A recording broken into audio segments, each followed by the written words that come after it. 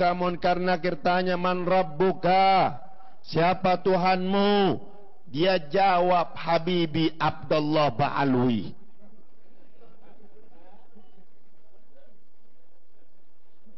Maksudnya Habibi Abdullah bin Abdullah Habibi, ya, Abdullah bin Alwi Al-Haddad. Dia jawab, ya, ditanya sama Munkar Nakir, man rabbuka? Habibi Abdullah Ba'alwi. Wa man nabiyuka? Habibi Abdullah Ba'alwi. Gemeter Habib Abdullah.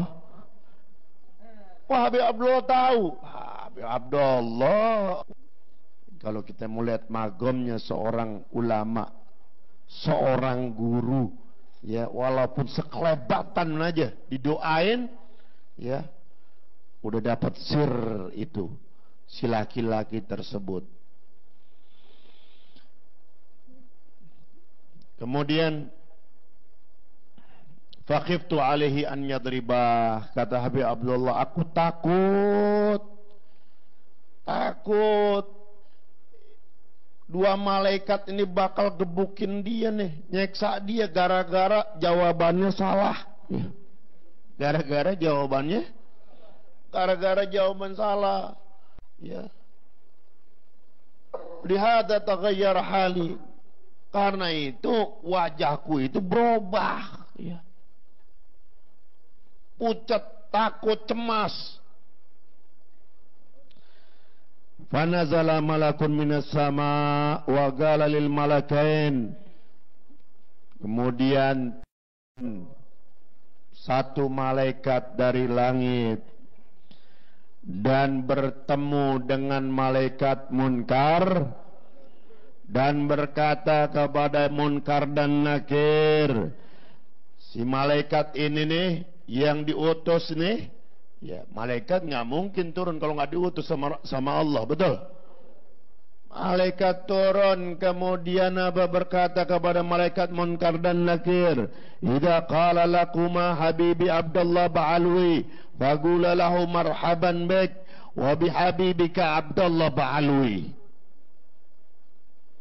Artinya, si malaikat itu berkata kepada malaikat Munkar Nakir, apabila si laki-laki tersebut, si laki-laki itu berkata kepadamu, Habibi Abdullah Ba'alwi, Munkar Nakir, kalian katakanlah kepada dia nih, si laki-laki, marhaban bika, selamat datang denganmu, wa bihabibika Abdullah Ba'alwi,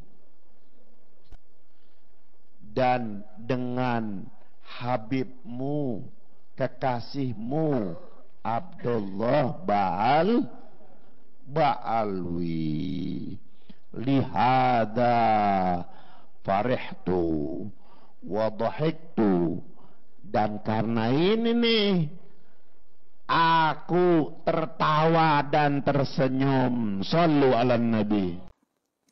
Luar biasa.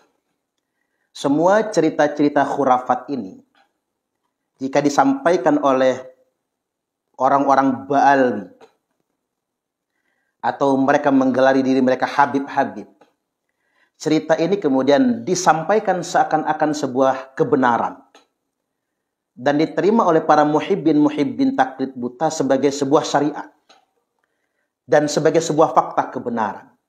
Maka di sini saya ingin tegaskan bahwasanya Ba'alwi tak sekedar hanya ngaku-ngaku sebagai cucu Nabi, tapi ajaran Bani Ba'alwi ini bisa merusak akidah umat Islam. Bahkan bisa membuat umat ini jatuh kepada kemusyrikan. Bayangkan ada kemudian sebuah narasi cerita yang dikemas dengan bahasa Arab, dengan kutipan-kutipan kitab khurafatnya Bani Ba'alwi, lantas kemudian mengarang cerita sedemikian rupa dan diterima sebagai sebuah kebenaran. Mengapa saya katakan ini bisa merusak akidah umat Islam? Karena ada sebuah gambaran cerita, ahli kubur ditanya man rabbuka. Kemudian dia jawab Habib Abdullah Ba'alwi. Wa man nabiyuka. Lalu ditanya siapa nabimu? Habib Abdullah Ba'alwi.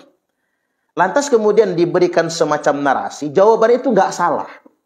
Jawaban itu malah benar. Ditanya Tuhannya, Habib Abdullah Ba'alwi. Ditanya nabinya, Habib Abdullah Ba'alwi. Dan si ahli kubur ini kemudian mendapatkan keselamatan, kabar gembira. Gara-gara menjawab Tuhannya, Habib Abdullah Ba'alwi. Gara-gara menjawab nabinya, Habib Abdullah Ba'alwi. Nah, seorang oknum Habib ini menarasikan sedemikian rupa dengan rujukan kitab khurafatnya. Lalu didengarkan oleh muhibbin di majelis tersebut. Bahkan mungkin didengarkan oleh muhibbin se-Indonesia Raya tercinta ini dan diterima sebagai sebuah kebenaran. Dan ini benar-benar merusak akidah umat Islam, ini merusak syariat dan bisa membuat orang jatuh kepada kemusyrikan. Jadi, mau apa lagi yang membuat kita menjadi terhambat untuk kemudian mendobrak Ba'alwi ini? Saya ingin sampaikan kepada kiai-kiai Nusantara yang katanya ulama, yang katanya muhibbin, mengapa Anda semua diam dengan semua doktrin-doktrin khurafatnya Bani Ba'alwi? Dan cerita-cerita khurafat Bani Ba'alwi ini bukan hanya dinarasikan dalam bentuk kata-kata ucapan dongeng-dongeng yang diceritakan di majelis, tapi sudah ada rujukan kitab-kitabnya. Anda bisa lihat misalnya di Manhajus Sawi misalnya, atau di Syarhul Ainiyah. Di sana ada bukti otentik tertulis secara tekstual mengenai cerita-cerita khurafat dan doktrin-doktrin Ba'alwi yang melanggar syariat, menabrak syariat, bahkan merusak akidah. Lalu kemudian kita diam saja dengan berhusnuzon misalnya. Lalu kemudian kita bersikap diam dengan berhusnuzon misalnya. Karena dengan alasan mereka ini adalah cucu Nabi. Ini nggak bisa dibiarkan. Ini merusak agama. Saya ingin sampaikan bahwasanya kesalahan terbesar atau dosa terbesar Bani Ba'alwi itu satu, karena mereka semua telah mengaku-ngaku cucu Nabi, menyambungkan nasab mereka kepada nasab suci Rasulullah SAW, padahal mereka bukan anak cucu Nabi. Yang kedua, mereka menabrak akidah Islam, menabrak syariat Islam dengan berbagai macam ajaran yang bertentangan dengan syariat. Kemudian yang ketiga, mereka menguatkan ajaran mereka bukan dengan data, bukan dengan ilmu, tapi dengan doktrin yang sifatnya khurafat. Menyesatkan umat dan membodohi umat. Ini Majelis Ulama Indonesia nggak boleh diam ini. Kemana MUI gitu? Kemana fatwa MUI? Kemana komisi fatwa MUI untuk mengkaji ini semua? Ada sebuah klan yang begitu masifnya membangun cerita-cerita khurafat yang menyesatkan umat seperti ini. Kemudian yang berikutnya, yang keempat, Bani Ba'alwi telah mengeksploitasi nasab untuk menjadi warga agama kelas 1.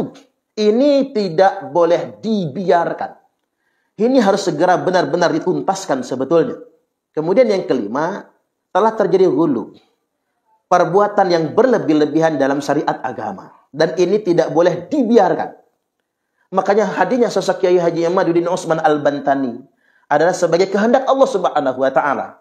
Karena sudah ada yang berlebih-lebihan dalam perilaku beragama yang dilakukan oleh sekelompok Ba'alwi. Mengapa mereka aman dan nyaman? Karena mereka mengaku-ngaku sebagai anak cucu Nabi. Dan sayangnya, ada begitu banyak orang di negeri ini yang percaya mereka sebagai anak cucu Nabi. Karena mengapa? Kiai-kiai ulama yang berilmu justru menguatkan mereka sebagai cucu Nabi.